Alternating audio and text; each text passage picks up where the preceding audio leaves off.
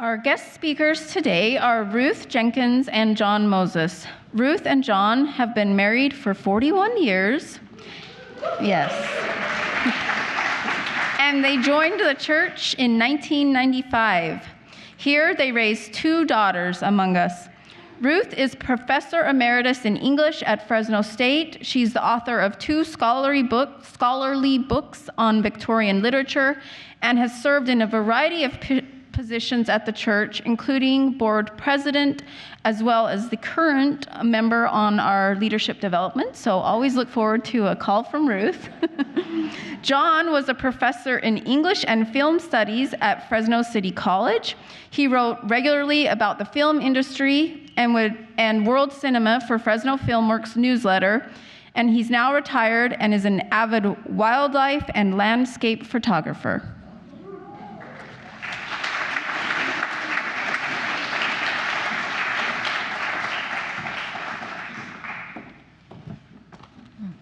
Good morning. A few years ago, I was flying back from Chicago to Fresno, and I quickly realized that I was sitting next to a very chatty young man. Seeing my book, he asked what I was reading. I must have hesitated because when I replied, "Demon Copperhead," he quickly reassured me that he also likes monsters. Rather than simply accept his generous endorsement of my reading choice, I defensively said, "No, it's not that."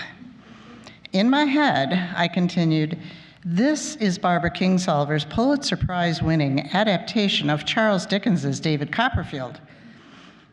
Unfazed, though, he went on chatting, and I felt badly, asking myself, why was I so defensive in the literal face of this kind young man? I suspect my reaction resulted from decades of being expected to justify literature as a profession, being told, unsolicited, that such a pursuit is at best frivolous. Nonetheless, I have spent my adult life teaching 19th century British literature, including novels like Jane Eyre, Wuthering Heights, and of course, David Copperfield. My students haven't escaped these dismissive responses either, frequent telling me that they really wanted to major in English, but they didn't know what to tell their parents. Asked this so regularly, my response became reflex. Tell them that, in fact, English is an eminently practical degree. You graduate with advanced reading and writing skills, abilities every profession needs and wants. Still, the refrain continued, focusing on literature is impractical, useless in today's world, and simply a waste of time. But the thing is, I don't just read, I think.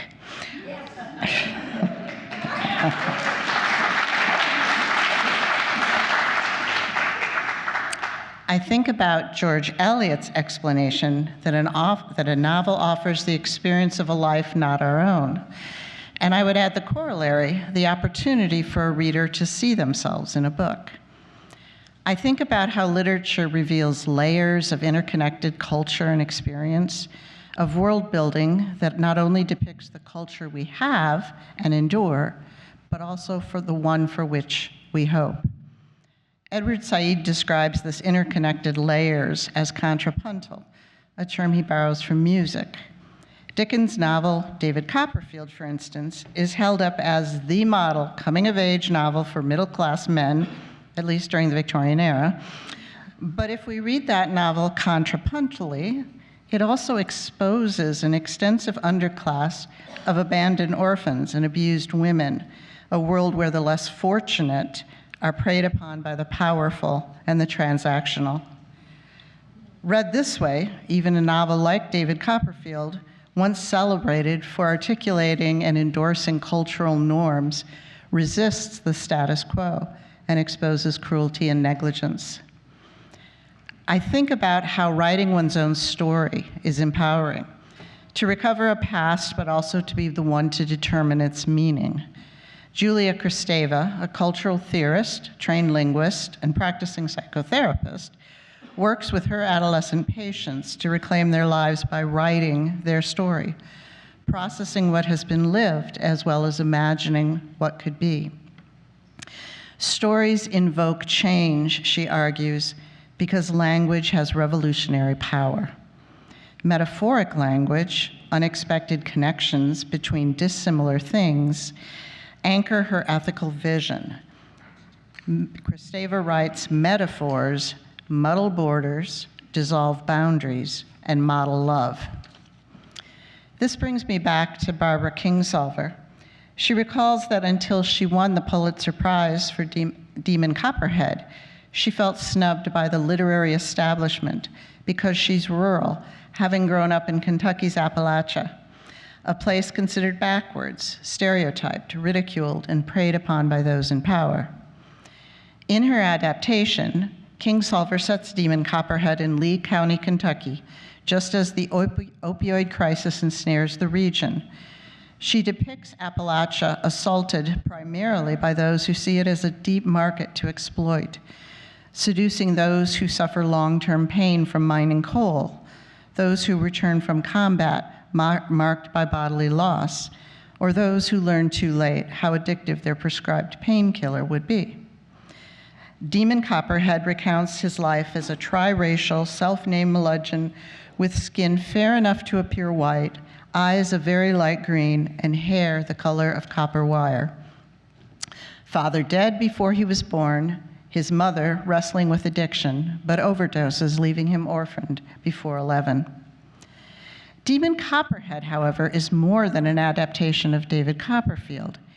Kingsolver's novel is also a response to J.D. Vance's 2016 memoir, Hillbilly Elegy, which recounts his family's poverty and addiction, as well as his ability to escape that legacy. Anyone is entitled to write a memoir, Kingsolver writes. That's his story. But for him to say that his story explains all of us, no, I resent that. It's very condescending. To suggest that we're in a boat that's sinking because we're lazy, unambitious, and uncreative. She adds, long before Vance became a Republican politician, the Appalachian people felt betrayed by him and Hillbilly Elegy. Rejecting such self-centered aggrandizement at the expense of one's community, Kingsolver tackles head-on the agonizing effects of the opioid crisis with love, insisting the crisis was done to them. Appalachia is treated like colonized space, first exploited and then blamed for its lack of resources or resourcefulness. Hillbilly Elegy, she laments, offers no analysis and no compassion, just dismissive judgment. In contrast, Demon Copperhead, like David Copperfield, is double-voiced, narrated by the adult demon, but fleshed out by the growing boy's perspective. Doing so, Kingsolver offers two first-person narrators with whom the reader can dissolve into through the eye of the narrator. Kingsolver continues to collapse the difference, break down boundaries between his life and ours, his story and our experiences. Demon explains, there's this thing that happens. Let's say at a school where a bunch of guys are in the bathroom, at the urinal, laughing about some dork that made a fool of himself in gym. You're all basically nice guys, right? You know right from wrong, and would not in a million years be brutal to the poor guy's face. And then it happens. The dork was in the stalls. He comes out with this look. He heard everything. And then maybe you realize you're really not that nice of a guy. This is what I would say, if I could, to all the smart people of the world and their dumb hillbilly jokes. We're right here in the stalls. We can actually hear you. Later in the novel, Demon recalls, one thing I learned from Mr. Armstrong while striving heartily to remain uneducated is that a good story doesn't just copy life, it pushes back on it. It's why I draw what I draw, to push back on life. And Demon does. He reclaims and elevates the redneck label, an identity commandeered by those in power to denigrate his community by naming his comic strip Redneck, The Adventures of an Appalachian Superhero, and in doing so honors the 1921 red neckerchief-wearing miners who resisted mine owners, the private guards, and imposed and the imposed martial law. It is this kind of pushback that I have thought about during my 37 years indulgently reading and teaching as a professor at Fresno State. I no longer hesitate to defend the value of an English major, but remind my students how literature offers a way to practice resistance. As a result, now when students ask what to say to justify their major in English, I say, tell them you're going to save the world.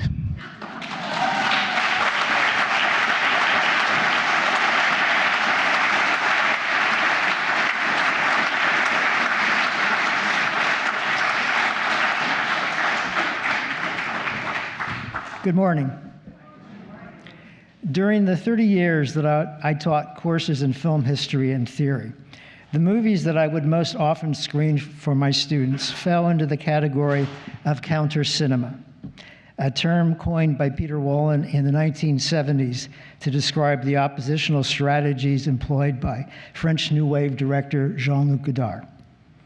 Just as usefully, the term can be applied to many national film movements, not just more broadly to the French New Wave, but also to a succession of other new waves in Europe and Latin America, as well as the Hollywood Renaissance of the 1960s and 70s.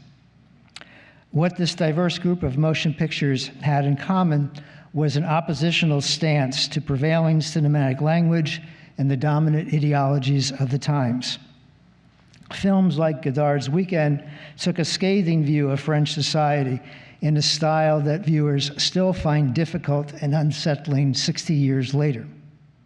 In Hollywood, Robert Altman, through a series of genre films, dismantled all the comforting myths about American individualism, wartime sacrifice, and capitalism. However, when I think of resistance through movie making in the 21st century, it's not French, US, or even Latin American filmmakers that first come to mind. Yes, filmmakers from those areas of the world still offer us powerful exposés of oppression, corruption, and racism.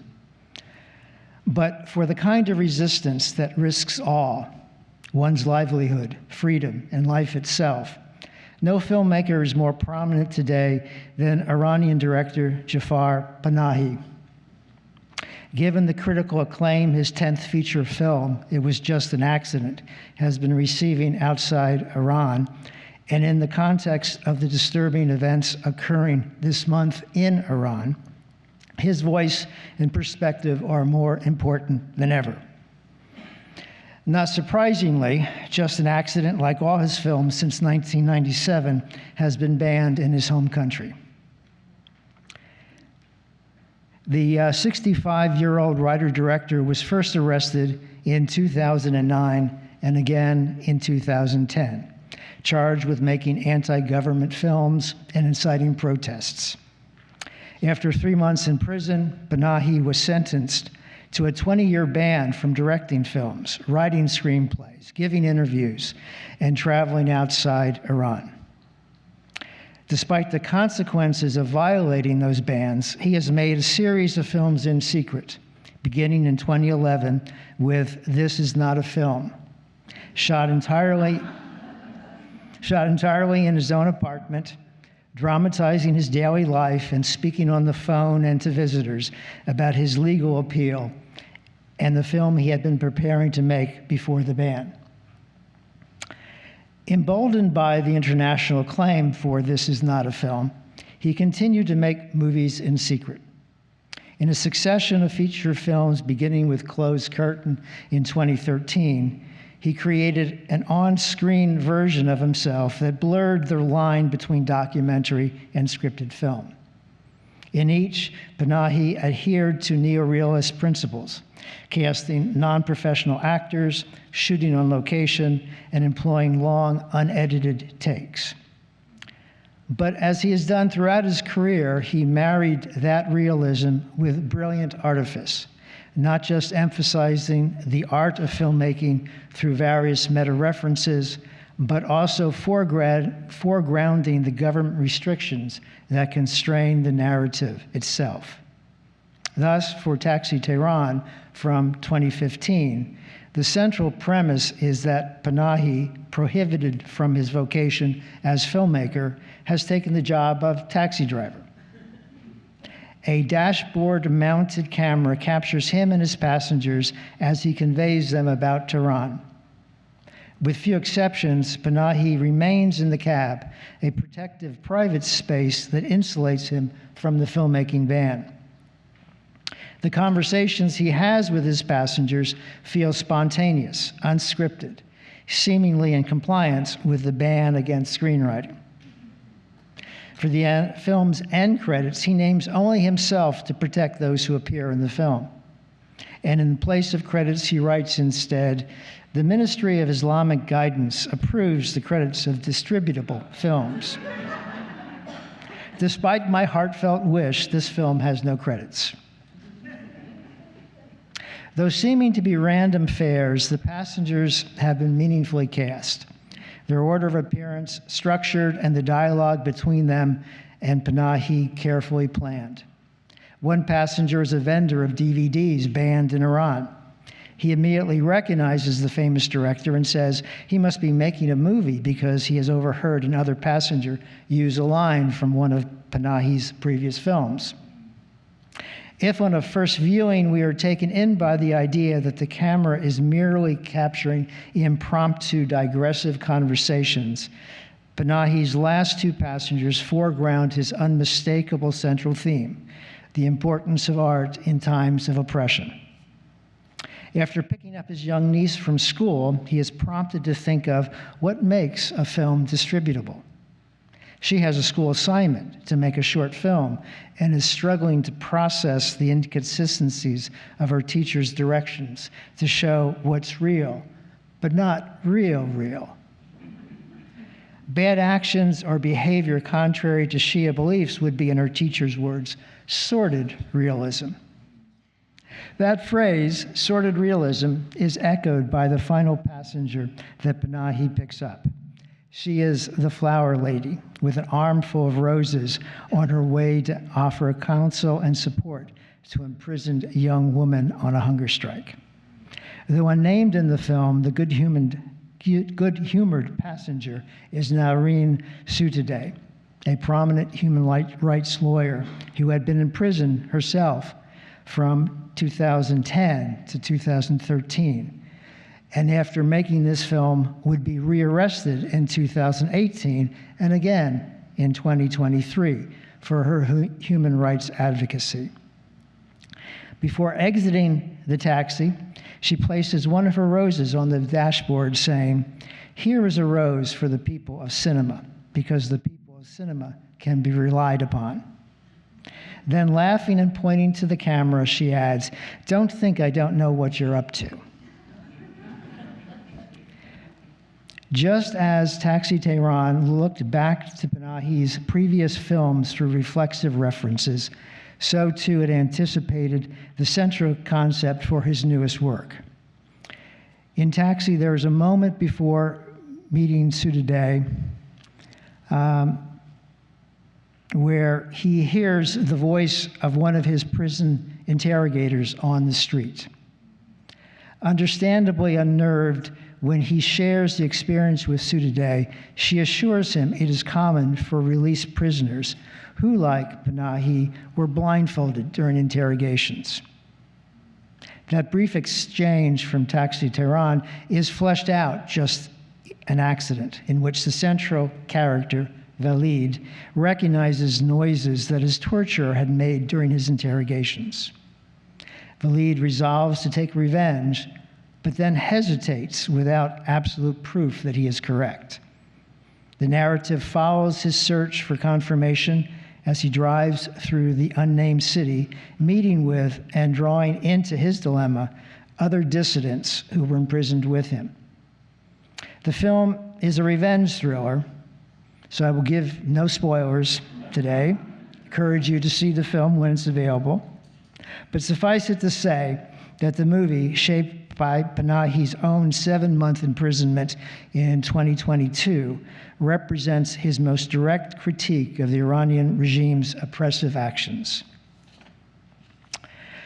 Jafar Panahi has repeatedly said that he is not a political artist. Yet each of his films over the past 25 years has been an undaunted act of political resistance. His art, he insists, must reflect the life he sees around him, and that attention to the real brings him into conflict with a regime that oppresses, imprisons, and kills its citizens. For the past 2 months, he has been in the U.S. for the series of award ceremonies in which Just an Accident has been in contention. When awards season is over, he plans to return to his homeland, though even before the most recent waves of mass killings and repression, he was convicted yet again for propaganda activities. This time in absentia, and on his return faces a new prison term. During America's own nightmare of federal thugs parading city streets, Jafar Panahi offers inspiration not just to filmmakers, but to us all, as an unwavering model in the art of resistance. Thank you.